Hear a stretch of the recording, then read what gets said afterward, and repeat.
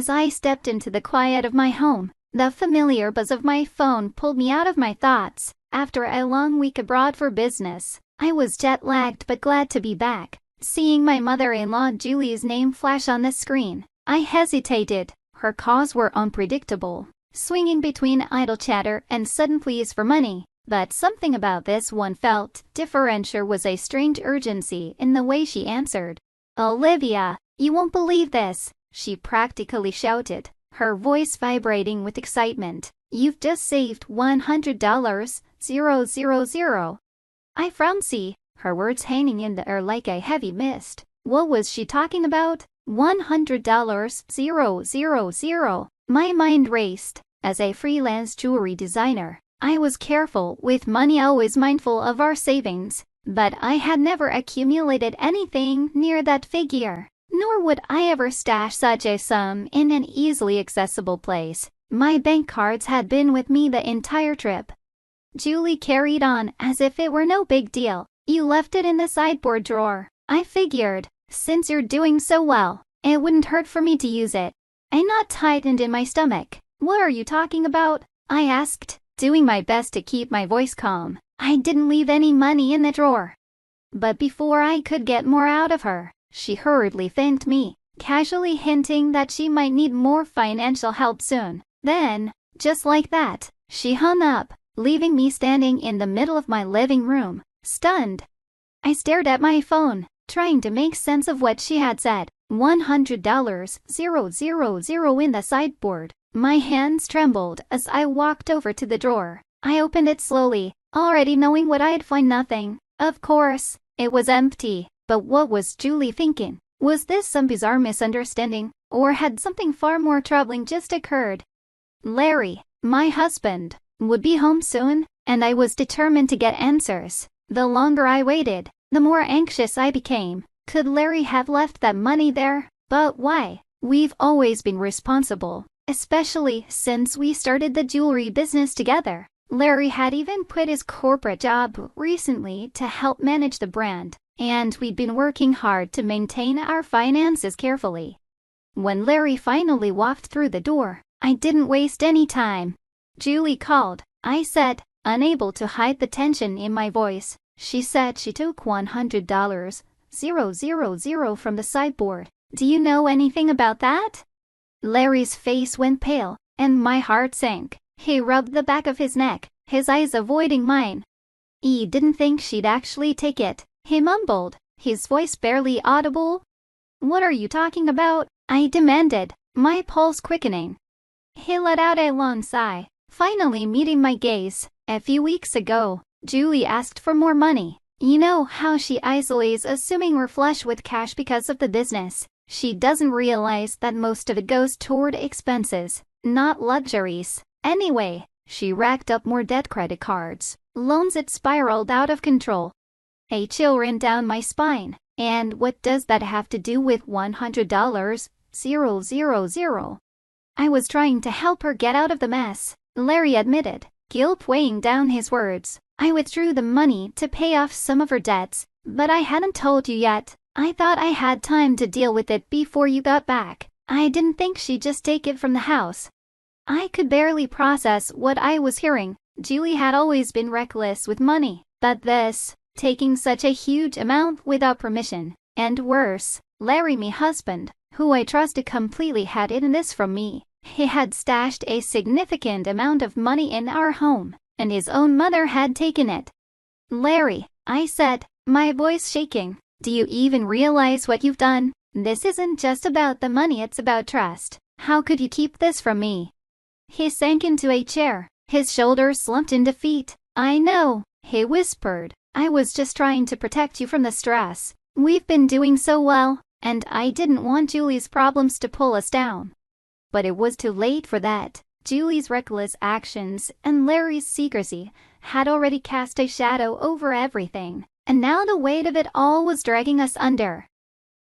This wasn't the first time Julie had stirred up trouble. Over the years, she had developed a habit of asking for money under the pretense of needing help, though more often than not, it was for frivolous things: parties, new clothes, even vacations. Larry, in an effort to keep the peace, would always give in, thinking that a little financial support would smooth things over. But every time he caved, it only seemed to fuel her sense of entitlement.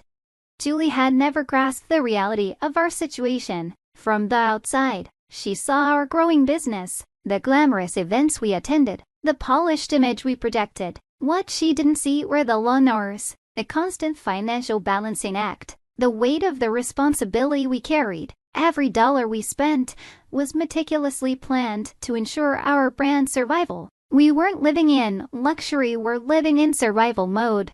Yet despite all this, Larry remained soft when it came to his mother. He hated confrontation, and avoiding conflict with Julie had always been his default. He'd rather give her what she wanted than face one of her tantrums. But now, the stakes were higher than ever. This wasn't a situation that could be solved with a handout or a quiet apology. Julie had crossed a line, and this time, we couldn't afford to let it slide.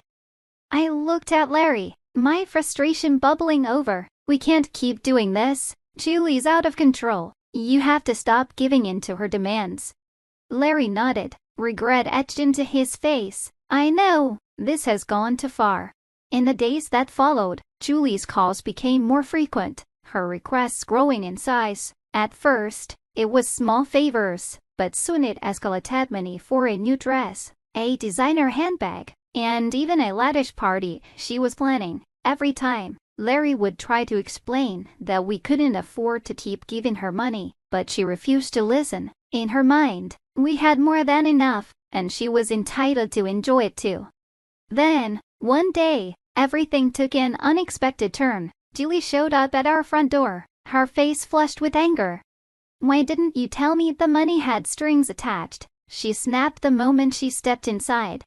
Larry and I exchanged confused looks. What are you talking about? I asked, trying to stay calm, though I felt anything but. The $100,000, she shot back. I tried to buy something, and my card was declined. Why did you put limits on my spending? Larry's eyes widened in shock. You maxed out the card already.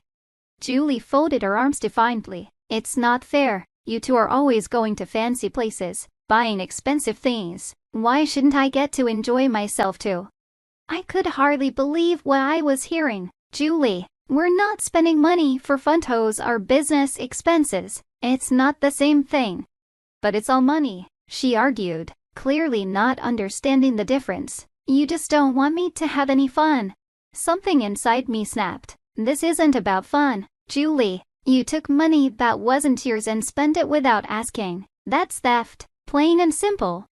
Julie looked stunned, as if she hadn't even considered that. But I'm family, she protested, as if that excused her actions. Family or not, it was wrong, I said firmly. You've put us in a difficult position. Larry, who had been silent until now, finally spoke. Julie, we've tried to help you, but this has gone too far. We can't keep funding your lifestyle. You need to take responsibility. Julie didn't take the news well. She stormed out, slamming the door behind her. For a while, we didn't hear from her. I thought maybe she had finally realized the seriousness of her actions. But I was wrong. The calls resumed, but this time, they were filled with desperation. Olivia, please, I need your help, Julie begged during one call. The creditors are after me. They're threatening to take everything. I could hear the fear in her voice, but I also knew we couldn't bail her out again. We'd already sacrificed so much, and now our own future was on the line. One evening, after another exhausting day, Larry's phone buzzed again with a call from Julie. He stared at the screen for a moment before silencing it and setting the phone down with a heavy sigh. We can't keep doing this, he said quietly, echoing the words I'd spoken weeks ago. I've been enabling her for too long, and now she's in a mess I can't fix. I nodded, feeling the weight of his words. Julie had always relied on Larry to save her, but this time was different. The consequences were too great, and we couldn't afford to get dragged down with her. After much discussion, Larry made the difficult decision to cut ties with Julie financially. It wasn't easy, and there were moments when he doubted whether it was the right thing to do. But deep down, We both knew it was the only way forward. Julie needed to face the reality of her actions, and we needed to protect ourselves from the fallout of her reckless behavior. As we prepared for our move abroad to pursue a new business opportunity, we tried to put the ordeal with Julie behind us, but it wasn't easy. The calls continued, Julie pleading for help, but we had made our decision. We had drawn a line, one we could no longer afford to cross. The move overseas brought its own set of challenges, but it also opened doors we hadn't anticipated. Our business flourished in the international market, and soon offers were pouring in from around the world. It was an exhilarating time, yet bittersweet. As we settled into our new life, the thought of what we'd left behind lingered, especially Julie's situation. Julie had sold her house to cover her debts, but it wasn't enough. She moved into a small apartment, working part-time just to get by. It was a far cry from the life she'd once enjoyed, and while I felt sympathy for her, I also understood that her circumstances were the result of her own choices. The hard truth was that she'd been given chances plenty of them, and each time, she had chosen the wrong path. As the months passed, Larry and I often reflected on everything that had unfolded. The experience with Julie had taught us some hard, but valuable, lessons about boundaries, financial responsibility, and the need to protect what we had worked so hard to build. Our business and our life together were products of years of dedication, and we weren't going to let anyone, not even family, jeopardize that. Julie's story became a cautionary tale for us, a reminder of the importance of managing our resources wisely and staying true to our values. It hadn't been an easy journey, but we had come out stronger on the other side, more united than ever before. As I stood by the window of our new home, gazing out at the bustling cityscape, I thought about how far we'd come. The challenges with Julie had tested our relationship, but they had also strengthened it. Larry and I had learned to rely on each other, to communicate openly, and to set boundaries when needed. Our business was thriving, and though the future was still uncertain, we felt more prepared than ever to face it. The road ahead was full of possibilities, and whatever came our way, we knew we'd face it together, stronger, wiser, and ready for whatever the future had in store.